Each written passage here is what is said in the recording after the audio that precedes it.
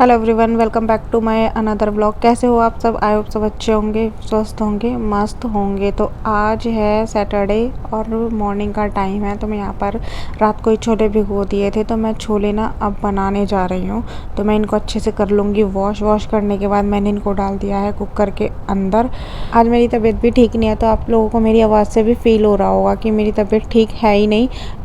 तो छोले कुकर में डालने के बाद मैंने डाल दिया था उसमें थोड़ा सा पानी, जितने छोले डूब जाएं सिर्फ उतना ही। फिर नमक के बाद डाल दिया था मैंने उसमें 4-5 बूंदे तेल और हल्दी मैंने इसलिए डाली थी क्योंकि छोले ना अच्छे से पक जाते हैं जल्दी। और तेल इसलिए डाला क्योंकि पानी बाहर ना आए सीटी से, तो बाहर आ जाता है ना पानी, तो तेल डालेंगे तो नहीं आएगा। कुकर को बंद करके रख दिया है मैंने गैस पे। गैस को मैंने कर दिया हाई फ्लेम पे जब तक एक विसल नहीं आ जाती। एक विसल आने के बाद मैं इसको थोड़ा स्लो कर दूंगी। आप बोलोगे यार छोले तो सभी को उबालने आते हैं, पर मैं तो दिखाऊंगी ही ना यार, बताऊंगी ही, क्योंकि मेरा तो ये कंटेंट है, डेली रूटीन डालती हूँ। तो फिर यहाँ पर मैंने कर लिया था प्याज, टमाटर और लहसुन को कट करने के बाद मैंने इनको कर लिया था ग्राइंड करने के बाद मैंने इसमें डाल दिए थे टमाटर में मिर्च मसाले, वही बेसिक मसाले जैसे हल्दी, धनिया, थोड़ा सा गरम मसाला भी यूज़ किया है मैंने आज, और नमक। जब तक मेरे छोले उबलेंगे तब तक मैं कर दे रही हूँ बीन्स को साफ, क्योंकि मुझे बनानी है तो कट कर दूंगी। अभी नहीं बनाऊंगी, पहले कट करके रख दूंगी। फिर मैंने गैस पे चढ़ा दिया है कढ़ाई में डाल दिया तेल।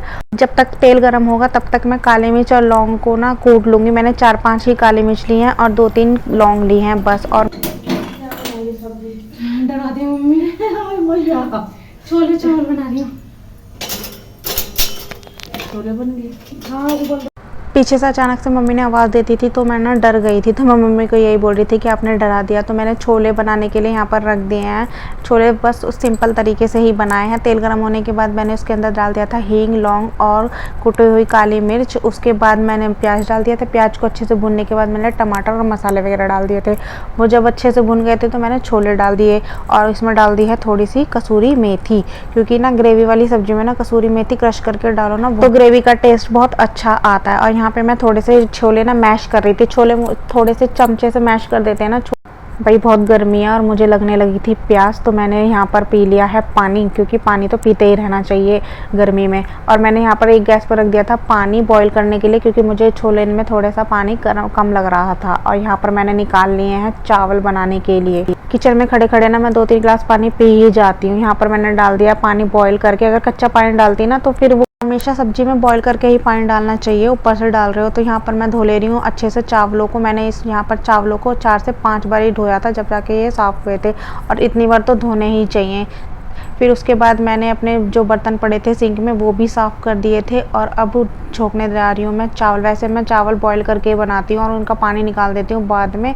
तो लेकिन ना मेरे ससुराल में ना ये वाले चावल कोई पसंद नहीं करता, बॉयल वाले, सब फ्राइड जीरा राइस वाले ही पसंद करते हैं। तो मैंने इसके अंदर 4-5 काली मिर्च, 2-3 लौंग और घी में इनको छोंक दिया था जीरे के अंदर। और इसमें डाल दिया था 2 गिलास चावल थे ना, तो इसलिए मैंने यूज़ किया था इसके अंदर 3 गिलास पानी। एक गिलास चावल में 1.5 गिलास पानी, मैं इतना ही यूज़ करती हूँ। और चावल ना अच्छे से बन जाते हैं ना, खिले बनते हैं। तो यहाँ पे साथ के साथ मैंने कर ली थी सैलेड की भी तैयारी। मैं सैलेड को ना कट करके रख दूंगी, जब खानी होगी तब खा लेंगे। तो यहाँ पर मेरे चावल भी बन चुके हैं। देखिए कैसे बने हैं चावल मेरे, बिल्कुल एकदम खिला चावल बनाया। इसमें मैंने 2 सीटियाँ लगाई हैं और फटाफट से कुकर को खोल दिया है, क्योंकि वैसे एक ही सीटी में बन जाते हैं अगर स्लो गैस पर लगाओ। तो मैंने तेज़ गैस पर 2 सीटियाँ लगा ली थी और फिर इसको खोल दिया था। और मैंने कुकर में से चावलों को निकाल कर रख दिया था बाउल में। और यहाँ पर मेरे छोले भी तैयार हो चुके हैं। छोलों को भी मैं रख दूंगी बाउल में निकाल के, क्योंकि ना मेरी आदत है मैं बाउल में निकाल के साथ के साथ रख देती हूँ। तो यहाँ पर मेरा खाना तो हो गया है तैयार। तो अब मैं ना बीन्स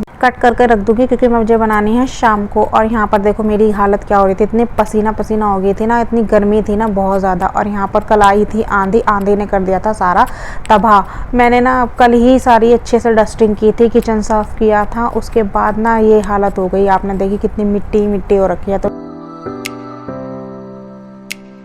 इतनी तेज़ आंधी आई थी और हमारे ना छत पे गेहूँ भी पड़े थे। मैं और मेरे पतिदेव गए थे, तो इतने हम मिट्टी में हो गए थे सारे। तो इसमें मैं कुछ कर भी नहीं सकती थी। अब आंधी आई थी तो अब मुझे साफ़ तो करना ही पड़ेगा सारा, तो क्या कर सकते थे। तो लग गई मैं अपने सफाई अभियान पे। मैं यहाँ पर कर रही हूँ ग्रिल वगैरह साफ़। ग्रिल वगैरह साफ़ करने के बाद यहाँ पे मैं झाड़ दे रही हूँ अपने पायदान वगैरह, क्योंकि ना इनमें ना मिट्टी भर चुकी थी। मेरी ना स्टेयर्स पे जो दरवाज़ा है वो जाली का है, तो मिट्टी ना अंदर ही आती है। तो पहले मैं लगाऊंगी झाड़ू, क्योंकि काफ़ी सारी मिट्टी हो रखी थी। मैंने रात को भी लगाई थी झाड़ू। कहते हैं रात को झाड़ू नहीं लगाते, पर इतनी मिट्टी हो गई थी ना, मैंने रात को भी लगा दी थी। देखो कितनी मिट्टी, आप देख सकते हो कितनी मिट्टी हो रखी है, इसलिए मैंने पहले लगाई है झाड़ू। झाड़ू लगाने के बाद डस्टिंग करूँगी। वैसे मैं डस्टिंग झाड़ू लगाने के बाद ही करती हूँ, क्योंकि ना झाड़ू से जो भी मिट्टी वगैरह उड़ती है तो फिर वो डस्टिंग करनी ही पड़ती है बाद में, तो मैं बाद में ही डस्टिंग करती हूँ। यहाँ पे मैं कर रही हूँ विंडो साफ। विंडो में भी ना मिट्टी जमी गई थी। फ्राइडे रात को इतनी तेज़ आंधी आई कि सब ऐसे गिर्रा पड़ रहा था ना, और सारे में मिट्टी हो गई। और बारिश भी नहीं हुई। बारिश हो जाती तो कुछ देर के लिए मौसम ना अच्छा हो जाता, पर बहुत ज़्यादा ही गर्मी है और आंधी वगैरह तो इन दिनों में आ ही जाती है। तो ये तो चलता ही रहेगा हमारा सफाई अभियान। तो मैंने ना किचन वगैरह भी साफ़ करा था, क्योंकि आंधी की वजह से सारे डब्बों वगैरह पे भी ना मिट्टी जम गई थी, क्योंकि ऊपर से ना खिड़की खुली हुई है। जबकि मैंने अपना किचन 2 दिन पहले ही बहुत अच्छे से साफ़ किया। आप पिछला व्लॉग देखा होगा तो आपने ज़रूर देखा होगा कि मैंने उसमें किचन साफ़ किया है, लेकिन ना मुझे दोबारा किचन साफ़ करना पड़ा था। मैंने पहले करी थी सारी दोनों रूम्स की डस्टिंग करने के बाद मैं पहुंच गई थी किचन में, और मुझे सारा किचन दोबारा से साफ़ करना पड़ा। तो आप एंजॉय करो मेरा व्लॉग।